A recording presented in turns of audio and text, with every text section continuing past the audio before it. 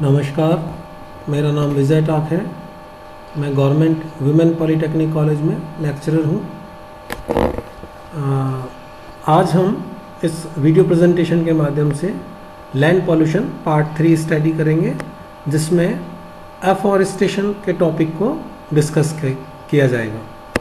इससे पूर्व land pollution part 1 में हमने देखा कि लैंड किस तरह का रिसोर्स है और लैंड पॉल्यूशन के क्या क्या कारण हो सकते हैं जिनकी वजह से मृदा या भूमि प्रदूषण होता है।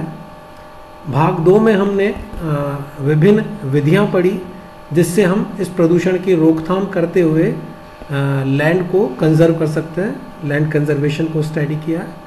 आज के इस वीडियो में हम एफॉरेस्टेशन अर्थात वनस्पतिकरण के द्वारा मृदा को संरक्षित करना एवं पर्यावरण को बचाना के बारे में स्टडी करेंगे।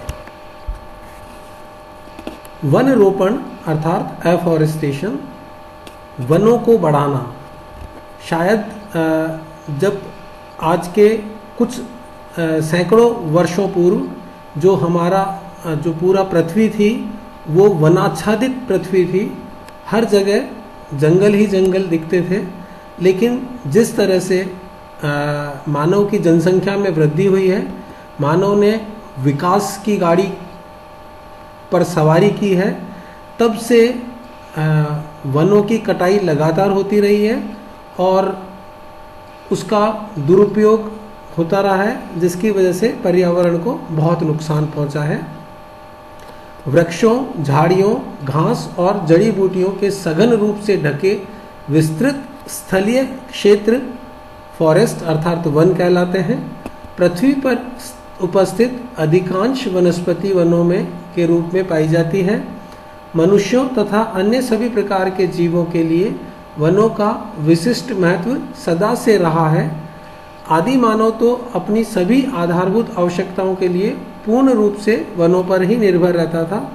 मानव सभ्यता के विकास के साथ साथ मानव वनों से दूर होता चला गया, परंतु वनों पर उसकी निर्भरता किसी न किसी रूप में आज भी बनी हुई है।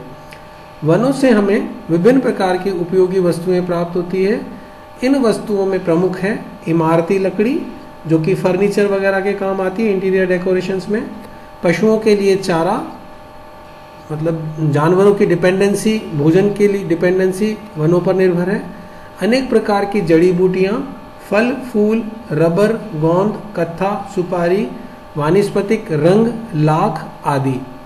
वन विभिन्न प्रकार के पशु पक्षियों और कीट पतंगों को भोजन और आवास भी उपलब्ध कराता है। वन महत्वपूर्ण प्राकृतिक संसाधन है। वनों के बिना पृथ्वी पर जीवन संभव नहीं है। किसी भी देश के वन मात्र उस देश के लिए ही नहीं बल्कि अन्य देशों के लिए भी लाभकारी होते हैं। वनों से मिलने वाले लाभों का संक्षिप्त विवरण निम्न प्रकार है।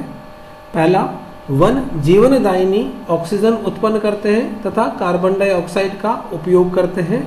इस प्रकार वायुमंडल में ऑक्सीजन और कार्बन डाइऑक्साइड का संतुलन बना रहता है। वन अन्य हानिकारक गैसों का भी अवशोषण करते हैं। हमारे धार्मिक ग्रंथों में वनों को शिव का रूप माना गया है। शिव ने जिस प्रकार विष को ग्रहण कर अमृत बाकी लोगों के लिए छोड़ा था, उसी तरह वन भी जो कार्बन डाइऑक्साइड गैस है जो कि हमारे द्वारा लगातार वातावरण में उत्सर्जित की जा रही है, उन्हें अवशोषित कर हमारे लिए प्राणवायु अर्थात ऑक्सीजन को उत्पन्न करते हैं।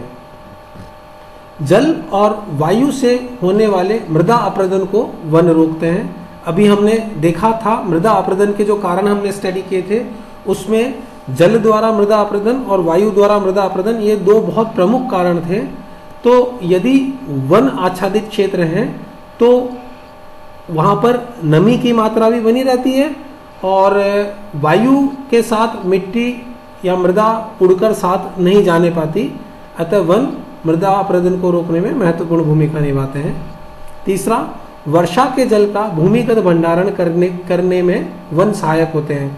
जैसा कि हमें पता है कि वृक्षों की जो जड़ें होती है वो गहराई तक भूमि में जाती हैं।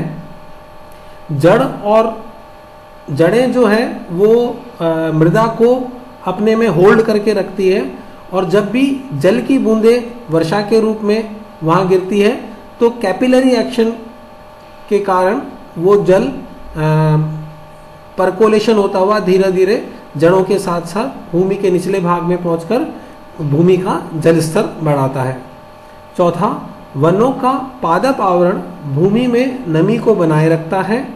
वन वायुमंडल में जल वाष्प की वृद्धि कर वर्षा को बढ़ावा देते हैं। ऐसा हमने हमेशा सुना है कि जहाँ पेड़ पौधे और पहाड़ ज़्यादा होते हैं वहाँ वर्षा की संभावनाएं अधिक होती है। तो उसका मुख्य कारण ये है कि जो वन है वो वायुमंडल में वायुमंडल के जल वाष्प में वृद्धि करके वर्षा को बढ़ावा देते हैं। पांचवा, वन द्वारा उत्सर्जित कार्बनिक पदार्थों से भूमि की उर्वरक शक्ति में वृद्धि होती है। यहाँ भी आपको पूर्व में समझाया जा चुका है कि वनों के जो डेड एंड डिकेइंग पार्ट्स होते हैं वो जैसे पत्ते, घास फूस, टहनियाँ, डालियाँ इत्यादि, तो मैन एनिमल्स एंड वेजिटेशन के डेड एंड डिकेइंग पार्ट्स होते हैं, वो मृदा में जो माइक्रो ऑर्गेनिज्म है उनके द्वारा क्रिया कर कर जटिल कार्बनिक यौगिकों को सरल कार्बनिक यौगिकों में परिवर्तित कर कर लाभदायक मैन्योर, खाद और ह्यूमस बनाते हैं, जो कि मृदा की उर्वरक शक्ति को बढ़ाता है और मृदा में विभिन्न प्रकार के न्यूट्रिएंट्स को ऐड करता है। तो ये कुछ संक्षिप्त लाभ हैं जो वनों से हमें मिलते हैं। इसके अलावा भी जैसा कि हम जानते हैं कि वनों से हमें लकड़ी प्राप्त होती है, और वो लकड़ी कई घरों में भोजन बनाने के लिए काम आती है, तथा कुछ इमारती लकड़ियां हैं वो फर्नीचर वगैरह के काम आती हैं। तो एक बहुत बड़ा उद्योग है जो कि लकड़ी पर डिपेंडेंट है, और लकड़ी जो है वो वनों से प्राप्त होती है। इसके अलावा विभिन्न प्रकार की जो औषधियाँ हैं वो भी हमें वनों से प्राप्त होती है। हमारे पुराणों में जैसा कि हमें पता है, हनुमान जी ने संजीवनी बूटी लाने के लिए पूरे पहाड़ को उठा लिया था, तो संजीवनी बूटी एक वन का पादप ही थी। तो वनों की महत्ता प्राचीन समय से हमारे ग्रंथों में भी है। इसके अलावा वन वर्षा में महत्वपूर्ण योगदान करते हैं, ये हमने देखा है। और वन जो है वो विभिन्न प्रकार के जीव जंतुओं, पादपों, कीट पतंगों आदि का आश्रय स्थल भी होते हैं। जहाँ वन है वहाँ ये सब चीज़ें पाई जाती हैं। तो इस प्रकार वन जो है वो इको बैलेंस करते हैं, पर्यावरण में हमेशा एक सामंजस्य स्थापित रखते हैं, इसलिए वनों का एक महत्वपूर्ण स्थान है। मानव जाति के विकास के साथ वन क्षेत्र निरंतर कम होता जा रहा है। जनसंख्या वृद्धि के साथ गांवों, कस्बों और शहरों की संख्या और क्षेत्रों में तीव्र गति से वृद्धि हुई है, और इसी के साथ भारी संख्या में वृक्षों की कटाई हुई है। ईंधन और अन्य आवश्यकताओं को देखते हुए लकड़ी की आपूर्ति वनों से ही की जाती है। जंगल की आग से भी भारी मात्रा में वनों का नाश होता है। ये एक प्राकृतिक कारण है जिसकी वजह से वनों का विनाश हुआ है। जिस अनुपात में वनों में के वृक्ष कट रहे हैं उस अनुपात में नए वृक्ष नहीं लग पाते हैं, अतः वन क्षेत्रों को बचाना आवश्यक हो गया है। वनों के संरक्षण में दो बातें प्रमुख हैं। प्रथम तो नए वृक्ष लगाए जाएं, और दूसरा लगे हुए वृक्षों की रक्षा की जाए। इन दोनों का महत्व बिल्कुल समान रूप से है। यदि हम नए वृक्ष नहीं लगाएंगे तो वृक्ष लगातार कम होते जाएंगे, और जो वृक्ष लगा चुके हैं उनकी रक्षा करना भी अति महत्वपूर्ण कार्य है। जैसा कि हमने देखा है कि हम वृक्ष को तो लगा देते हैं लेकिन उसकी रक्षा प्रॉपर नहीं कर सकते हैं। उस कारण से जीव जंतुओं द्वारा, जो पशु हैं उनके द्वारा वो खा लिए जाते हैं और वो बढ़ नहीं पाते हैं। इस तरह से हमने वृक्ष तो लगा लिए लेकिन उन वृक्षों की रक्षा नहीं कर पाए, इस वजह से वो वृक्ष सरवाइव नहीं कर पाते हैं। केंद्र सरकार और राज्य सरकारों द्वारा वनों के विकास और संरक्षण हेतु समुचित उपाय किए जाते हैं। वन विभाग द्वारा तीव्रता से वृद्धि करने वाले तथा आर्थिक दृष्टि से उपयोगी वृक्ष लगाए जाते हैं। सरकार द्वारा अनेक वनों को वन संरक्षण के उद्देश्य से सुरक्षित वन तथा अभयारण्य घोषित किया गया है। ये सरकार का एक महत्वपूर्ण कदम है वनों के संरक्षण के लिए कि उन्होंने कई ऐसे क्षेत्र हैं जिनको सुरक्षित वन और अभयारण्य क्षेत्र घोषित किया है, जहाँ पर कि जो वृक्षों की कटाई है वो एक अपराध है। अनेक राष्ट्रीय उद्यान भी स्थापित किए गए हैं। प्रति वर्ष जुलाई माह का प्रथम सप्ताह वन महोत्सव के रूप में पूरे देश में मनाया जाता है और इस सप्ताह में अधिक से अधिक वृक्ष लगाकर इस महोत्सव को मनाया जाता है। इसके दो प्रमुख कारण हैं। एक तो मास मूवमेंट के द्वारा जो पौधे लगाए जाते हैं और उन पौधों को लिए जुलाई का महीना इसलिए चुना गया है क्योंकि इसके बाद मानसून, इसी महीने में मानसून सक्रिय रहता है और वर्षा के कारण से जो जल की उपलब्धता है वो सभी जगह पर रहती है, जिससे कि पेड़ जल्दी सूख नहीं पाते और उनका जो सर्वाइवल है, उनका जो पोषण है वो कंपैरेटिवली गर्मियों की तुलना में बहुत आसान हो जाता है। सरकारी विभागों तथा शिक्षण संस्थाओं द्वारा करोड़ों की संख्या में वृक्षों के पौधे लगाए जाते हैं। समुचित रखरखाव के अभाव में लगाए गए पौधों का कुछ प्रतिशत ही पूर्ण विकसित वृक्षों का रूप ले पाता है। यहाँ मैं आपको फिर बता दूं कि अभी थोड़ी देर पहले ही हमने ये स्टडी किया था कि दो प्रमुख कर्तव्य हैं। एक तो पौधों का लगाया जाना, वृक्षों का लगाया जाना, और दूसरा उनकी रक्षा किया जाना।